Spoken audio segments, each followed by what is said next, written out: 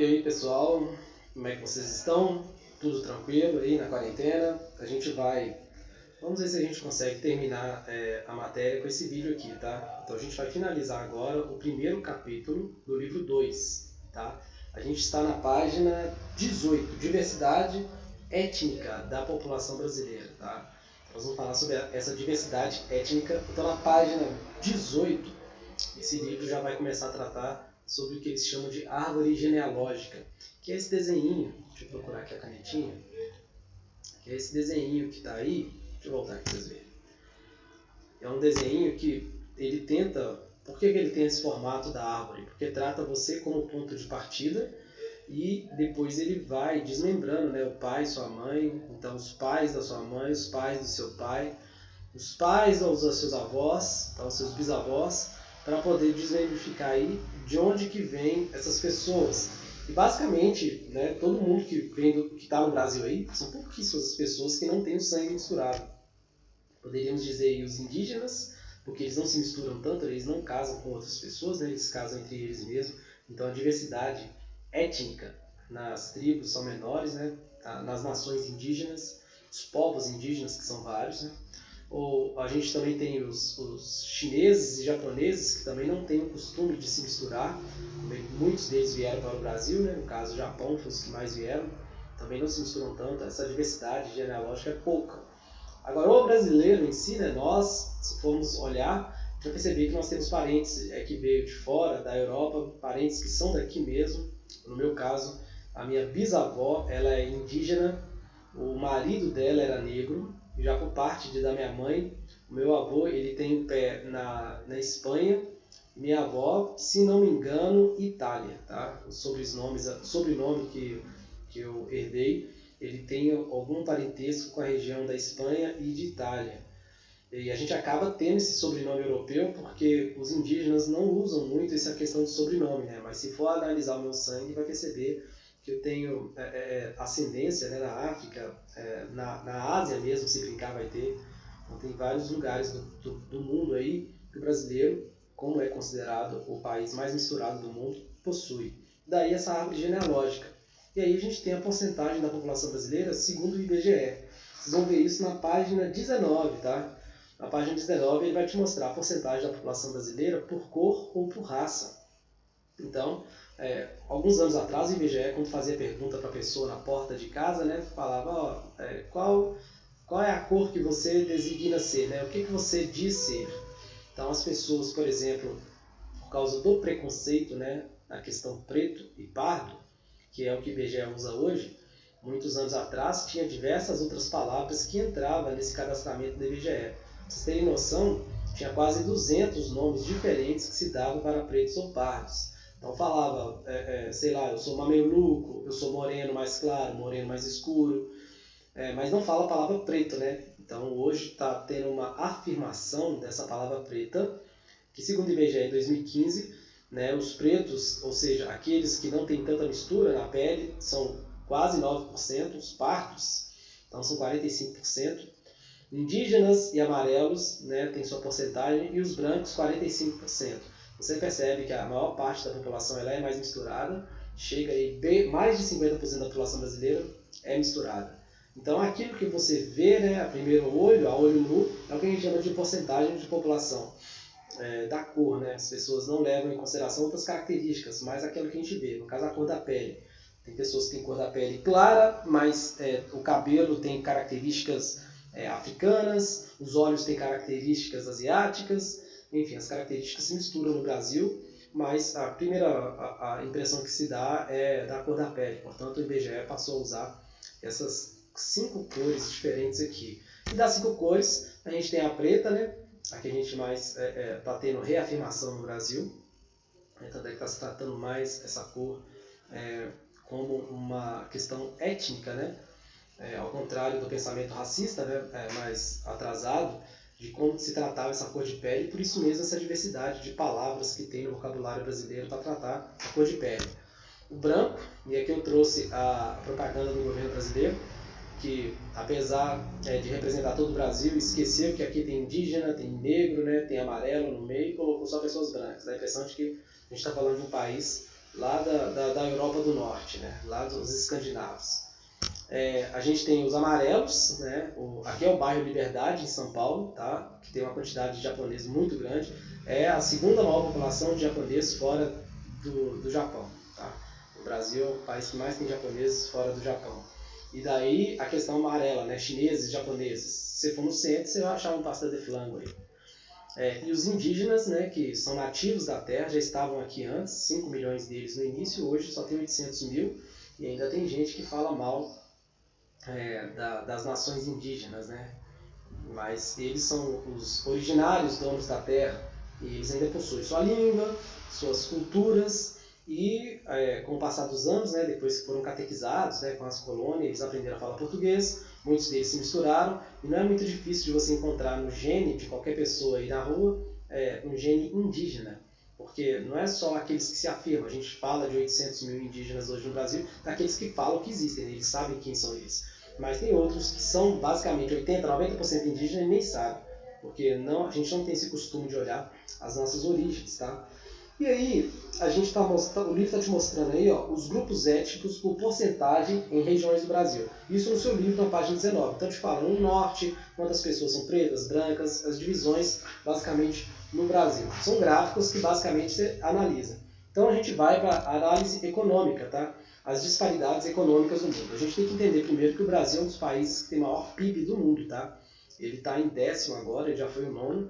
Então nós temos os Estados Unidos e a China em primeiro. Aqui é a União Europeia, então são os países da União Europeia juntos. Óbvio que eles juntos chegam quase a bater nos Estados Unidos, já deve ter ultrapassado esses dias. E ultrapassam a China. Aqui nós temos a Alemanha, a França, a Inglaterra, países mais ricos, a Espanha, países mais pobres, como Itália, Espanha, Portugal, tudo junto, tá? Mas Estados Unidos em primeiro, a China vai vir em segundo. Aí você tem o Japão e a Alemanha, né? No caso participa da União Europeia aqui em terceiro. Você vai ter a Índia na frente do Brasil. O Brasil estava na frente da Índia há pouco tempo. O Brasil está logo aí, tá? Está entre os 10 PIBs maiores do mundo. Isso significa que o Brasil é muito rico, tá? Então, pensando em PIB mundial, o Brasil é um dos países mais ricos do mundo. Só que se a gente for pensar em renda per capita, é analisar a divisão desse PIB pela quantidade de pessoas que vivem naquele país, tá? E a renda per capita, faltando um i aqui, tá? Capita. A renda per capita, eu fiz uma comparação aqui com o Chile, para vocês verem a evolução de como que o Brasil estava à frente. Lá em 92, a renda per capita do Chile já estava melhor do que a nossa, tá? Isso calculado em dólares. Nós estamos em 2020 e a renda per capita do Brasil deu uma queda, enquanto a do Chile continua crescendo. Isso a gente fala em $1.000, tá? No caso do Brasil aqui, está mais ou menos $17.000 hoje, por família de 4 pessoas. O que significa isso? Significa que se você pegar o dinheiro, o PIB do Brasil, e dividir pela quantidade de pessoas que tem no Brasil, ou por famílias, né? No caso, famílias de 4 pessoas, pai, mãe e 2 filhos, a gente usa isso como média, porque tem famílias que vai ter um filho, tem famílias que vai ter 3, 4 filhos.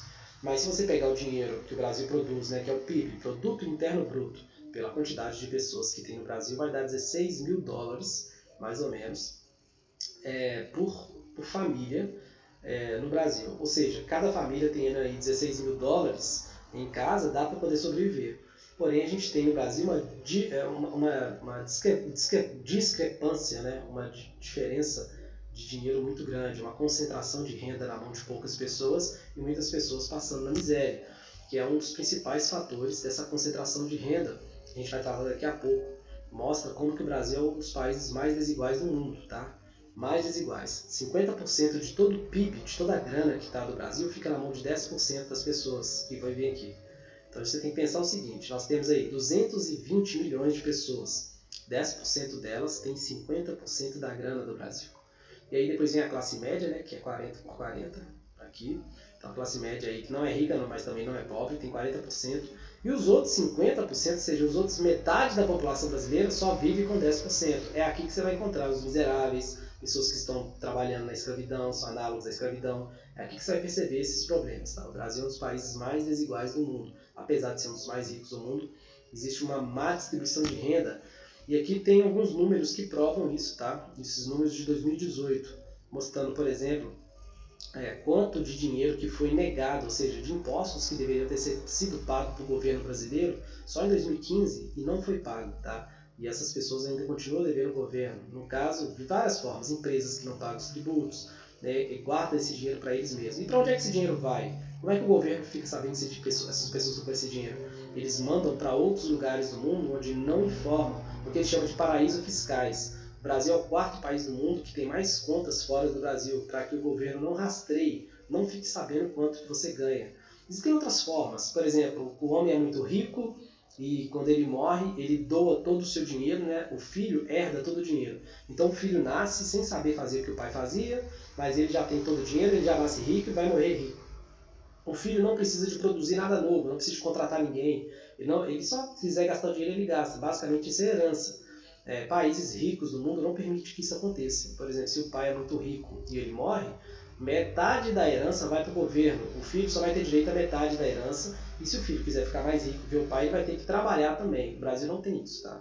Não cobra-se imposto, por exemplo, das heranças. É um erro cabal aí que acaba atrasando e transformando o Brasil nessa má distribuição. Tá? Então aí a gente tem no seu livro, lá na página 21, tá? Tá te mostrando quais são os motivos, eu coloquei todos eles aqui para a gente ler, tá? Quais são os motivos dessa má distribuição. Tá? Então a gente tem aqui herança colonial, ou seja, o Brasil na era colonial, como que ele era. Então, privilégios, né? Praticamente quem tinha escravos, quem tinha terras, só eles poderiam comprar. E por causa disso, a lei não mudou muito, a terra fica muito cara, pessoas mais pobres não têm acesso à terra. Isso mantém dinheiro na mão de poucas pessoas. E quem tem terra e tem privilégio acaba mandando na política. Então, normalmente, quem está na política há muitos anos. Se você observar, o nosso presidente mesmo, mais uma vez falando, vê quanto tempo que ele está na política e repare que a família dele acaba entrando também. E não é só ele, basicamente todas as regiões do país. Se você olhar o prefeito da cidade, como é que ele entrou na política, quem era o pai dele, você vai ver que o prefeito da cidade de Valadares é um dos maiores detentores de terra da região. Então, por causa disso, ele tem um privilégio aí de cargos, ele que decide cargos. Isso acontece no Brasil inteiro. Isso é uma herança colonial. Isso é só no Brasil? Não. Isso é todos os países da União Ibérica, os países ibéricos, né? Portugal e Espanha. Então, do México até a Argentina, nós vamos ter essas características aqui. Só que países trabalham diferente. Por exemplo, o Chile também tem essas características, mas conseguiu diferenciar um bocado. Então, outro exemplo que mostra como que o Brasil é atrasado nessas questões é o salário entre homens e mulheres. Aqui eu trouxe um gráfico para vocês poderem dar uma olhada. Mulheres e homens. Um homem que tem MBA, né, que é um mestrado em economia e em administração. Se ele consegue um emprego até 10 mil reais recebendo. Uma mulher com o mesmo diploma dele, ela recebe metade do salário, quase metade. E aí, pós-graduação, a pessoa está formada em pós-graduação, o homem normalmente vai receber mais. Formação superior, o homem normalmente vai só receber mais. Essas diferenças acabam atrasando o país. Países que têm muita diferença entre homens e mulheres acabam deixando muito atrasado. Outra questão, acesso desigual. Quando a gente fala de igualdade, as pessoas acham que, por exemplo, 3 pessoas diferentes recebendo a mesma quantidade de dinheiro, como está vendo aqui na imagem, dá a impressão de que vai ter igualdade. Na verdade, não é isso. É ver a disparidade de quem está precisando mais, para os 3 estarem na mesma altura. Repare que alguém vai ter que receber mais. No caso das famílias mais pobres, né, as pessoas reclamam falando sobre meritocracia, né, que a pessoa tem que trabalhar para conquistar. Mas na verdade não é só isso. A gente fala sobre meritocracia, sim, se você estudar, né, se você correr atrás, mas isso é só 50%. Os outros 50% você não tem controle. Você não controla, por exemplo, quem você conhece, quem vai ser seu patrão, não controla acidentes que pode acontecer, você não controla onde você nasceu, não controla a cor da pele que você nasceu. O Brasil é um país muito racista. Então, até para você conseguir emprego, qual cidade você mora, são coisas que não estão na sua mão para você controlar. Então, mesmo que você se esforce bastante, vou dar um exemplo dessa questão, tá? Por exemplo, a gente está falando sobre o Enem desse ano. Então, o Enem fez uma propaganda aí falando que é para os meninos estudarem porque vai ter Enem do mesmo jeito. Como a gente está numa época de pandemia, quem é que pode estudar dentro de casa? Né? Quantos alunos que você conhece aí que não está conseguindo estudar porque não tem computador dentro de casa? Então, como é que a gente pode falar de igualdade se essa pessoa também está estudando junto com o outro, numa época da pandemia o outro continua estudando e esse não? Porque ele não tem computador, ele não vai ter professor, não vai ter orientação e no final do ano vai ter Enem. Qual dos dois você acha que vai conseguir passar? Aquele que estudou, né, 3, 4 meses a mais, ou aquele outro que ficou 3, 4 meses sem conseguir estudar porque não tinha orientação, os livros não estão em casa, ele não tem acesso à internet, né, o máximo que ele tem é um celular na mão, mas o celular não consegue acompanhar, os professores da escola pública não têm plataforma para poder dar aula para eles, e aí, como é que fica? Então, no final do ano, você que lute, né? No caso, o Enem aí. E aqui, no finalzinho lá, está te mostrando as divisões, né, dessa desigualdade social por regiões. Então, a região Nordeste, como que eles têm renda per capita por ano? Na região Nordeste, R$ 5.000, quase R$ 6.000. Enquanto onde a gente mora, R$ 15.000 por família. Olha a diferença de renda per capita da região. Então, nós temos mais população, nós produzimos mais, automaticamente o Norte vai ser mais pobre. Então, existe uma desigualdade, não só social entre nós, né? Bairros muito caros, bairros muito pobres, né? Pessoas que têm muito, pessoas que têm quase nada. O Brasil é um dos países mais desiguais e a gente percebe isso até nas suas regiões. Lá na página 22 a gente está vendo isso, tá? A gente vai lá para a página 23, está mostrando as faces das desigualdades no Brasil e a maneira de identificar os níveis de desenvolvimento no mundo. É basicamente isso que a gente acabou de falar. Quando a gente fala sobre renda per capita, é um exemplo, ou de IDH, a gente percebe como que você sabe que aquele país ou que aquela pessoa tem mais acesso ou não tem mais acesso. Como é que você percebe a desigualdade entre eles? Simples. Lá na página 25 você vai ver isso, tá? Está escrito lá, conhecimento, acesso a conhecimento e educação, como eu acabei de mostrar para vocês o Enem, né? Se a pessoa tem muito acesso à educação, a tendência dela ter melhor vida, né? A vida dela vai ser melhor, vai ser maior, a chance dela ter uma melhor vida vai ser maior do que aquele que não conseguiu estudar tanto. Meus pais estudaram até, sei lá, 4º, 5º ano, por exemplo, e eu consegui estudar um ensino superior. Né? A tendência dos meus filhos é conseguirem estudar mais, porque o maior nível de estudo, maior capacidade de sobrevivência e automaticamente de ter uma liberdade maior. Depois vem padrão de vida, né? A renda, quanto que você ganha por mês. Se o cara estudou mais, ele vai ganhar mais. Se o cara estudou menos, são pouquíssimas as pessoas que não estudaram e conseguiram se dar bem na vida, que às vezes até aparecem como modelo, mas não é verdade, tá? Por exemplo, aparece lá um outdoor de um menino que passou na federal para ser médico, em medicina. Mas com ele, dentro da sala de aula, tinha 400 alunos também tentando, só que só tinha 2 vagas, passou ele mais um. Então, aparece no outdoor, ou seja, aparece na televisão, aparece nas fotos, aquele que passou, mas esquece dos 400 que não passaram, né, dos 398 aí que não passaram. E aí você tem vida longa e saudável, lembra lá que nós mostramos lá atrás sobre as pirâmides etárias? Os países mais ricos, normalmente as pessoas envelhecem com mais tranquilidade, porque você vai ter acesso à saúde, você vai conseguir se exercitar, você vai trabalhar menos, vai ganhar mais, vai comer bem, então você vai viver mais, você vai ter menos doenças do que um lugar mais pobre, que a pessoa tem que trabalhar debaixo do sol, a pele seca mais, vai ter acesso a mais doença, então ele morre mais cedo, então a vida dele vai ser menos saudável, a qualidade de vida dele vai ser menor. Isso está na página 25, que é quando ele mostra o Índice de Desenvolvimento Humano, né, que é o IDH, que mostra os lugares do mundo onde tem o IDH muito alto, lugares do mundo onde o IDH está muito baixo. E o Brasil é um desses lugares do mundo cujo IDH não é muito bom, tá? Ele é mediano. A gente já fez isso até na prova. E aí, a gente está vendo aí, lá na página 28, está mostrando as desigualdades entre as regiões. Então, quando você pega a região, por exemplo, no seu livro, nessa parte aí, vai mostrar só 2 regiões. Depois a gente vai falar das outras, tá? A gente vai finalizar o vídeo aqui nessas 2 regiões. Primeiro, o Nordeste, né, que tem esses 9 estados, Bahia, Ceará, Alagoas, Pernambuco, Paraíba, Rio Grande do Norte, Piauí, Maranhão, Sergipe.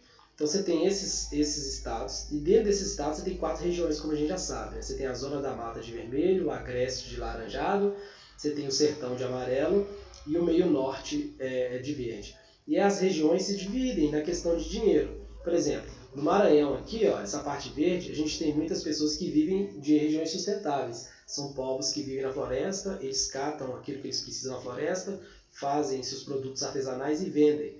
Então, a economia do Maranhão e do Piauí, porque o Piauí está dividido entre meio norte e sertão, é mais pobre do que a economia da Zona da Mata. Por quê? A Zona da Mata está no litoral. O litoral, ele tem acesso ao mar, então tem mais barcos, então vai ter mais comércio, consequentemente as cidades vão ser maiores. Aqui você vai ter a capital, né? Aqui você tem Salvador, Aracaju, todos eles estão aqui, ó, pleno norte. João Pessoa, são as capitais aqui que ficam no mar, beirada do mar aí. Então você tem acesso ao mar. Se você tiver acesso ao mar, você vai ter um comércio maior e vai ter mais pessoas porque as cidades serão maiores. Então não dá para comparar as regiões interioranas, por exemplo, o sertão, que é a maior sub-região, né, onde tem mais seca, tem mais problemas sociais, com a zona da mata, que fica próximo ao mar e tem maior comércio. Tá? E aí, a gente está falando agora do norte, né, dessa região do norte aí, ó. E aí, a região do norte a gente consegue destacar por locais que dá para navegar. Como eu falei, o acesso à água é importante. Mas como que a região norte vai ter acesso à água? O Amazonas tem os maiores rios, o maior rio do mundo é o Amazonas, é o rio Amazonas, ele chega ao mar, então ele atravessa o Amazonas inteiro, o que facilita a transição de barcos. E é lá que a gente vai ter o que a gente conhece como Zona Franca de Manaus, que é uma região que eu vou falar daqui a pouco dela. Mas nós temos algumas questões. Ao mesmo tempo que o Amazonas, onde está a Zona Franca de Manaus, é muito industrializado, a gente tem a Amazônia ao redor, que é a maior floresta do mundo, e que ela, pela lei, é protegida. Mas aí nós temos uma discussão muito grande no Brasil, que nesse exato momento, né, nessa semana, nós tivemos essa discussão, que é sobre como que a gente vai cuidar da floresta sem gerar dinheiro ou se a gente cria questão de desenvolvimento sustentável. O atual ministro, aí a Zona Franca de Manaus, né, que não sei se vocês têm algum produto em casa que tem esse símbolo. Esse atual ministro nosso, o Ricardo Salles, ele deixou bem claro que a intenção é liberar esse desmatamento com mais facilidade para poder aumentar o desenvolvimento econômico sem precisar de passar por tecnologias, porque a gente sabe que no mundo hoje tem tecnologias que não precisam de desmatar para poder desenvolver. E aí essa fala saiu agora nos jornais e está dando uma polêmica danada. Aqui você vê, né? Ele e aquela menina lá, a tal da Greta lá, que faz ativismo sobre o meio ambiente, criticando essa fala dele, né, que ele falou naquela reunião aí polêmica, e o jeito que ele falou, que ele não queria nem que os deputados ficassem sabendo para poder aprovar essas questões da Amazônia, porque a Amazônia é a maior floresta do mundo, portanto, a mais protegida e a que mais dá problemas de desenvolvimento, porque eles tentam proteger de certa forma, e quem tenta desmatar consegue ganhar dinheiro de outras formas, tá, pessoal? Basicamente o vídeo é isso. Peguem seus livros e acompanhem, tá? Essa parte final na página 28 e 29. A matéria parece ser mais complexa assim, mas não é. É só vocês marcarem as partes principais sobre desenvolvimento econômico, desenvolvimento de renda per capita. Ele não é difícil de entender, porque a gente sabe como que o Brasil é desigual. Falar sobre desigualdade e falar sobre diversidade étnica é muito fácil, porque só basta a gente olhar para a nossa turma e a gente percebe quantos alunos diferentes nós somos, né, entre uns e os outros. Nós não somos iguais, portanto nós somos um país completamente diferente no mundo. Ok, pessoal? É isso, um abraço, tchau.